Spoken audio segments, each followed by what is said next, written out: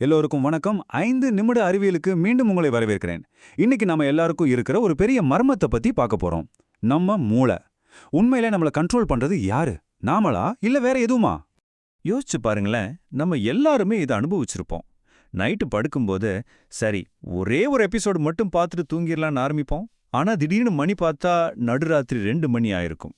நம்ம கண்ட்ரோல்ல தான் எல்லாம் இருக்குன்னு நாம நினைக்கிறோம். ஆனா உண்மையில நம்மள அறியாமையே வேற ஏதோ ஒண்ணு நம்மளை இயக்கிட்டு இருக்கா. வாங்க, நம்மளோட ஒவ்வொரு முடிவுக்கு பின்னாலையும் இருக்கிற உண்மையான சக்தி எதுன்னு கண்டுபிடிக்க இந்த பயணத்துல ஒன்னா போலாம். சரி வாங்க விஷயத்துக்குள்ள போலாம். நம்ம மூளை ஆட்டோ பைலட்ல இயங்குறதுக்கு ஒரு சூப்பரான உதாரணம் இருக்கு. அது என்ன தெரியுமா? நம்ம வாழ்க்கையில 3ல ஒரு பங்கு செய்யற ஒரு விஷயம்தான் தூக்கம். இன்னும் குறிப்பா சொல்லணும்னா தூக்கத்துல நடக்கிறது. இது ரொம்பவே ஆச்சரியமான ஒரு கிளிச்சுன்னு சொல்லலாம். அதாவது நம்மளோட கான்ஷியஸ் மைண்ட், நம்மளோட நான்ற உணர்வு ஆஃப்லைன்ல இருக்கும்போது கூட நம்ம உடம்பு நடக்கிறது, சாப்பிடுறது, ஏன் சில பேர் ஒரு சொவத்துக்கே பெயிண்ட் அடிக்கிறதுன்னு இவ்ளோ சிக்கலான வேலைகளை எல்லாம் செய்து இது எப்படி சாத்தியம்?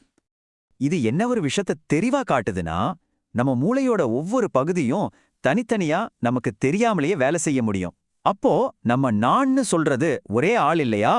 நமக்குள்ளே பல நான்கள் இருக்கா? ஆனா ஒருவேளை உங்க மூளைய அப்படியே ரெண்டா பிரிச்சுட்டா என்ன ஆகும்னு யோசிச்சு பார்த்திருக்கீங்களா? வாங்க, இப்ப நாம கொஞ்சம் மைண்ட் ப்ளோயிங்கான ஸ்பிளிட் பிரெயின் சோதனைகளை பத்தி பார்க்கலாம்.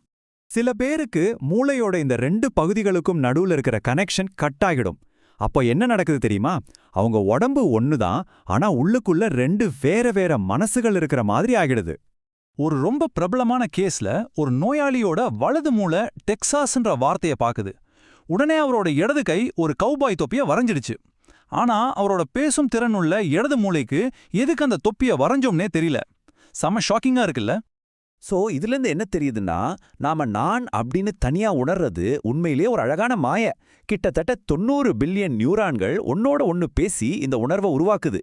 அதாவது நம்ம ஒரு தனி ஆள் இல்ல, நம்ம மூளைக்குள்ள ஒரு பெரிய சமூகமே வாழுது. நம்ம மூளைக்குள்ள இருக்கிற வயரிங் மட்டும் இல்லைங்க, நம்மள சுத்தியும் நம்ம கவனிக்காத பல விஷயங்கள் நம்மள தொடர்ந்து பாதிச்சுக்கிட்டே இருக்கு.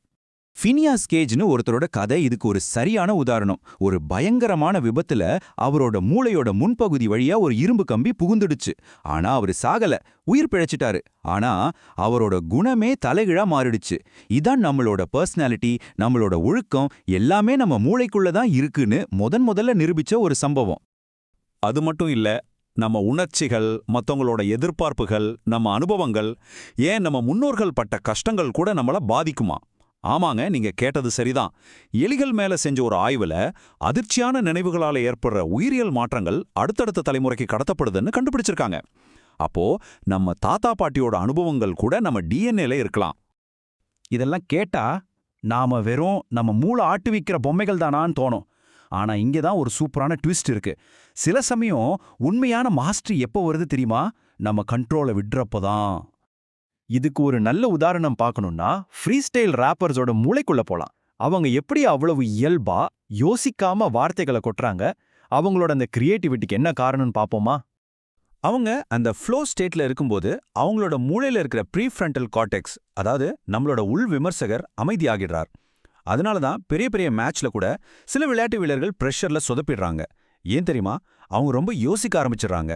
அவங்களுடைய ஆழ்மனம் ஏற்கனவே பழகி மாஸ்டர் பண்ண ஒரு விஷயத்துல வேணும்னே கான்ஷியஸ் கண்ட்ரோலை கொண்டு வர பார்க்கறாங்க. அப்போ உண்மையான கிரியேட்டிவிட்டியும் திறமையும் அதிக கண்ட்ரோல்ல இருந்து வர்றதில்ல. அதுக்கு பதிலா நீங்க உங்க பயிற்சியை நம்பி சும்மா அதோட போக்குல விடணும். அப்பதான் மேஜிக் நடக்கும். அப்போ இந்த முழு விஷயத்தோட பெரிய டேக்கவே என்னன்னா, நம்மளோட ஆழ் மனசை பத்தி தெரிஞ்சுக்கிறதுங்கிறது கண்ட்ரோலை இழக்கிறது இல்ல. அதுக்கு பதிலா உங்களை எது இயக்குதுன்னு ஒரு புது கோணத்துல பார்க்கறது தான். நம்மளோட உயிரியல், நம்ம உணர்ச்சிகள், நம்மளோட வரலாறு, இது எல்லாத்தையும் புரிஞ்சுக்கும் போதுதான் நாம யாருங்கிற முழுமையான சித்திரம் நமக்கு கிடைக்கும். அப்போ கண்ட்ரோல் தான் நம்ம இலக்கு இல்லன்னா அப்புறம் எது? இந்த ஒரு கேள்வியோட உங்களை இன்னைக்கு நான் விட்டுறேன். இந்த விஷயம் உங்களுக்கு பிடிச்சிருந்தா லைக் பண்ணுங்க, உங்க நண்பர்களோட ஷேர் பண்ணுங்க. இன்னும் இது மாதிரி நிறைய விஷயங்களை தெரிஞ்சுக்க சப்ஸ்கிரைப் பண்ணுங்க. உங்க கருத்துக்களை கீழே கமெண்ட்ல சொல்லுங்க. நாளைக்கு இதே நேரத்துல சந்திப்போம்.